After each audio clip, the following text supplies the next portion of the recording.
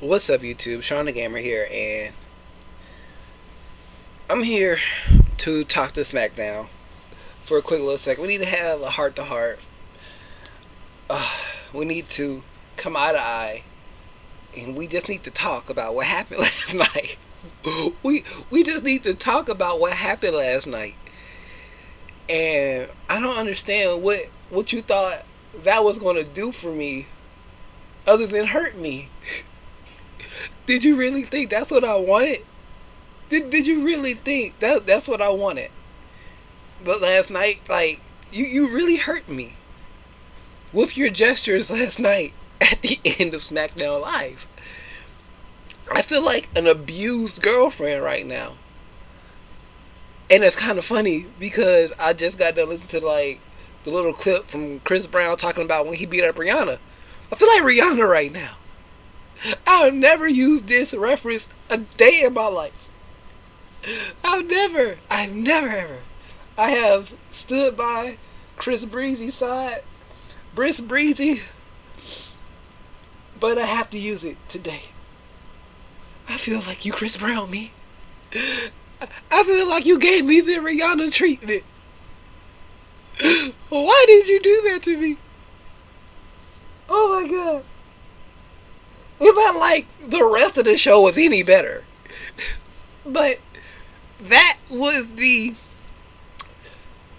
last needle of the unauthorized acupuncture. That was the last little bit I could take before I just start squeezing them all out and say, I'm not taking no more of this shit. I don't know where that reference came from, but we're running with it. Because I'm going to start taking these needles and I'm fucking turning into a fucking porcupine from a cartoon and start spraying them back at you. Because I can't do this no more. I'm taking the engagement ring off. Back now. I've always had this ring on. For the past 10 years. I've just been waiting for you to fully commit and be good. Ever since, when did I really start watching on SmackDown, like, religiously and stop fucking with Raw? Might have been when Edge retired, yeah. So at least for the past 12 years, I've always enjoyed SmackDown more than Raw. And I know that's crazy to some people. That's crazy. But even when it was pre-taped, you still had some of my favorites on there, like Edge. John Cena before he got turned into what he is now, but now I appreciate him. Who else was on there? Just so many people came up through there. You had Eminem. They had the Cruiserweight division back when it was almost decent. You had good tag teams, like I mentioned, Eminem, Brian and Kendricks, Deuce and Domino. I believe Carlito and... No, they were on Raw. Carlito and Chris Masters. I think Kofi was teaming up with somebody back then. CM Punk on his time on SmackDown.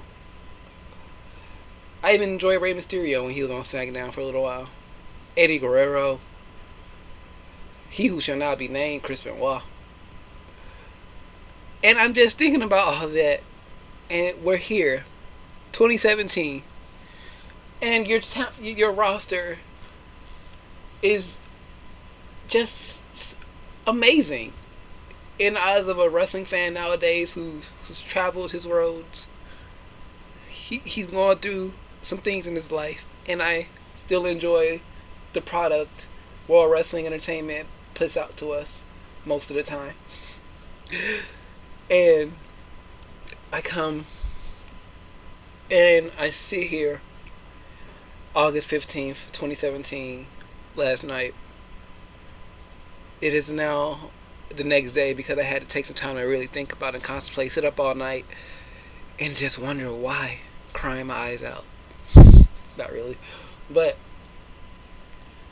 AJ Styles, Kevin Owens, Daniel Bryan, he's on the roster, Chad Gable, Rusev, John Cena, Randy Orton. I said Shinsuke yet? Shinsuke, Ty Dillinger, Mikey Maria, Sami Zayn. That's it. Ty Dillinger. Dolph Ziggler, when y'all remember he's there. And the Usos, the New Day, Tyler Breeze and Fandango. The Ascension, they could be good if you let them be. Probably not anymore, but still. I sit there and I look at it. It's like there's no reason. And then you got the women. Naomi, Natalya, Carmella, Tamina, Lana. She's good to look at. Who am I missing? Becky Lynch and Charlotte. What's going on? Talk to me. Talk. Let me know what's happening. So we get what we get last night on the Go Home show, which doesn't mean anything anymore since they don't really care about these shows anymore. Take away the pyro, not a big deal, but you know, whatever. We don't get those fancy sets anymore. That kind of hurt. It took away the individuality of each show. Now they all just look the same. And now we have these little moments.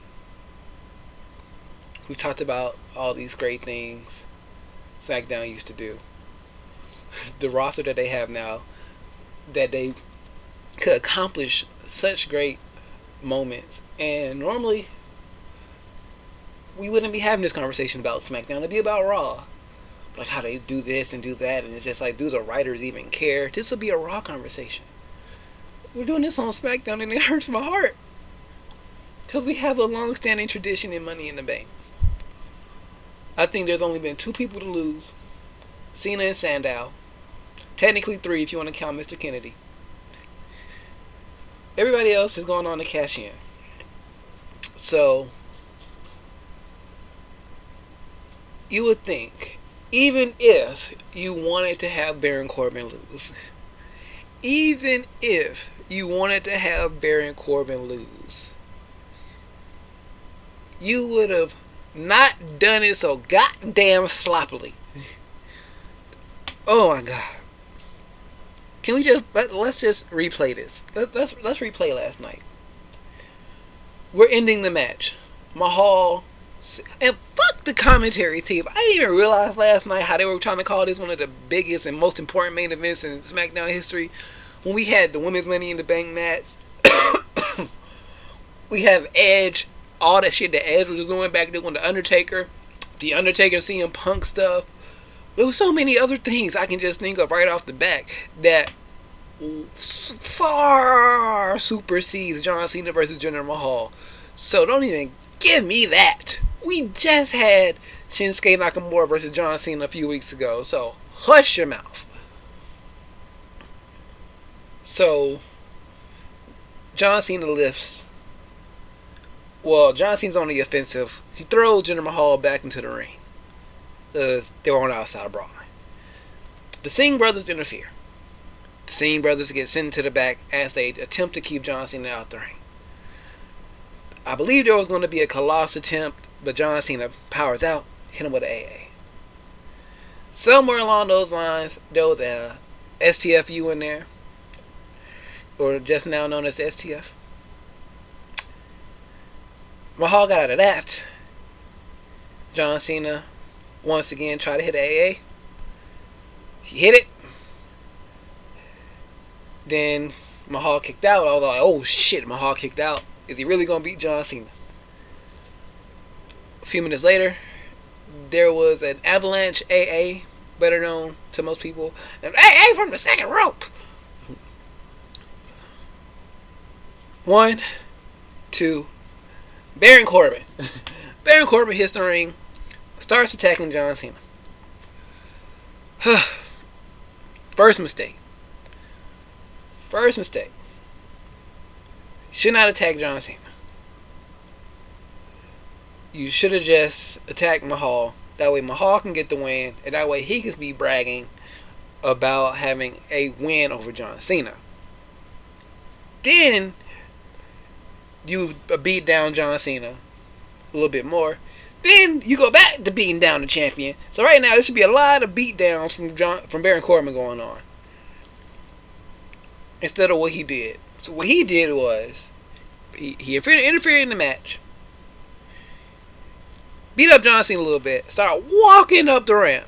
And my first instinct was, as soon as I saw Baron Corbin break the shit up, I was like, oh shit, he's cashing in. He's cashing in on SmackDown. He's cashing in on SmackDown. That was my first reaction. My second reaction is, what? Go back into the. You have the briefcase. You have the cash in. Cash in. And then he looks at the briefcase and like, oh, now he remembers. He said, oh, yeah, I do have this shit. And then he runs back into the ring. Level Cena, knocks Cena out the ring. Instead of putting a little bit more of a beat down on Jinder Mahal, he instantly cashes in. And then this is where things start getting messed up even more. Because it should have been Baron Corbin is cashing in the Money in the Bank briefcase. And this is now a world title match. Ding, ding, ding. But no, there was a whole bunch of fuckery. Referee had to make sure Jinder Mahal was able to compete. He had to make sure he could stand up on his own volition or volition, malintentions. I don't know what the word is. It made sure Mahal can defend himself. In this situation, Mahal said yes. John, while all this is happening, while the refs are checking on John Cena, Baron Corbin is anxious. So you would think John Cena is climbing up on the apron while all this is happening. You would have thunk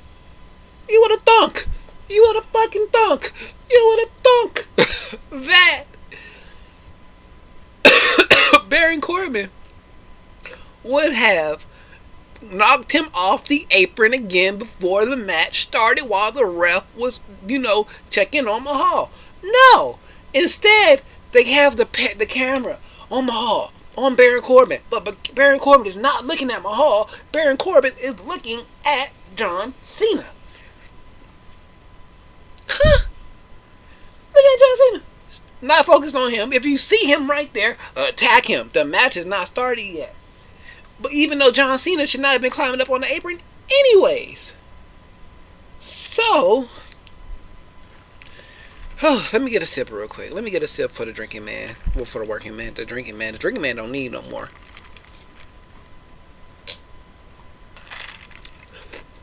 Okay.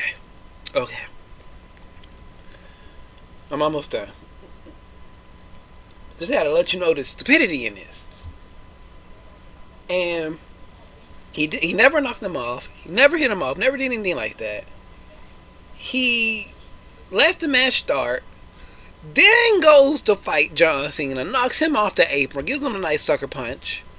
Gets rolled up by Mahal. Uno, dos, tres. Jinder Mahal retains the title against Baron Corbin. And the winner of the match. And still WWE champion.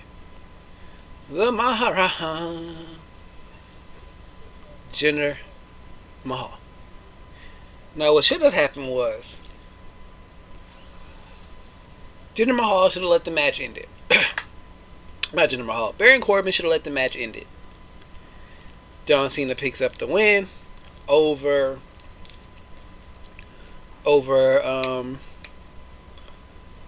Jinder Mahal. And then you go in, you beat up John Cena a little bit, throw him out the ring, beat up Jinder Mahal a little bit more, cash in, 1, 2, 3, Baron Corbin is now WWE champion, and at SummerSlam is going to be John Cena having a title opportunity against Baron Corbin for the WWE Championship, and then Jinder Mahal versus Shinsuke Nakamura becomes number one contender. And then you have a reason to get to Baron Corbin versus Shinsuke Nakamura, or Baron Corbin versus, or John Cena versus Shinsuke Nakamura. You can give John Cena his 17th at SummerSlam, and have him lose it a little bit later, maybe at Survivor Series or something. You want to have him in a nice little decent reign, but he's going to Raw anyway, so it doesn't really matter. You can have. It doesn't matter. Baron Corbin should not have cashed in last night if that was the dumb shit he was thinking about doing. Like, it didn't make sense. And that's what pisses me off. Nothing about what he did or anything. Like, why would John Cena even interfere in the match? He heard the announcement. I don't want to hear that shit. He was dazed and confused. I don't want to hear that. He heard the announcement. Baron Corbin is cashing in his money in the bank. He should have sat down, waited, let Baron Corbin win. Like, okay, I already did most of the work. Let him hit him with the end of days. I'm going to get a title opportunity at SummerSlam now. And then everything would have made sense when it comes to the whole John Cena, Baron Corbin. All this shit would have wrapped up really nicely with Baron Corbin actually being the one going into SummerSlam as WWE champion. I'm so lost right now. I'm so confused by what they did and what they got me saying. I gotta stop talking. But it just didn't. I don't understand. Yes, well, as soon as somebody can explain to me the purpose of Baron Corbin cashing in and losing like that. Like I said, I'm not mad that he lost. I don't care about that. It's just everything surrounding it. It was the sloppiest cash in ever. Sloppiest cash in ever. Like, Edge's first cash in after the Elimination Chamber was brilliant. I'm gonna let 6 people beat up on John Cena. Well, I'm gonna let 5 people beat up on John Cena because I know he's gonna win. And then when he's beat down, bloodied and bruised up, I'm gonna cash in. CM Punk did it twice. CM Punk did it twice beautifully. Dolph Ziggler probably has one of the most memorable cash-ins. Jack Swagger as well. Rob Van Dam got a whole match out of his, like a whole pay-per-view main event out of his. Yeah, that was the sloppiest one. I mean, I don't remember all of them. You had the Kanes, and you had the Big Show. Not the Big Show. Kane, Rey Mysterio ones, yada, yada, yada. Like, did Rey Mysterio ever win? Whatever. Point is, that was the sloppiest one. That's the one everybody's going to look back on and be like, oh, really? Really? Really, Vince? Really, Road Dogg? Really done? Everything down below. Share the video with your friends. If you agree... If you don't understand what the fuck is going on, let me know down below. But if you do know, help us out. Let's leave that down below too. Leave a like. If you dislike what happened last night, go ahead and leave a dislike too, so I can just say, look what you did to my video. People are disliking it because of what you did. Anyways, Facebook, Instagram, Twitter, Twitch, all linked in the description down below. If you're new here, hit the subscribe button. Also hit the little notification bell to know whenever a new video is live on the channel.